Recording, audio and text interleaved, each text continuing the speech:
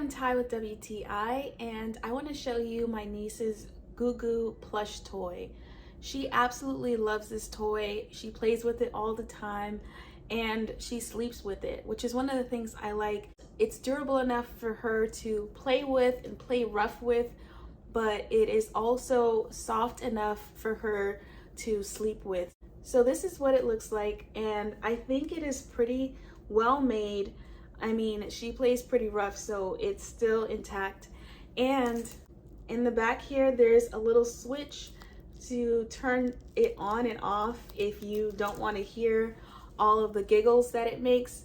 But if you squeeze it, it makes a giggle noise. She just loves this toy, so I highly recommend it, especially if your child loves to watch the GooGoo and Gaga show.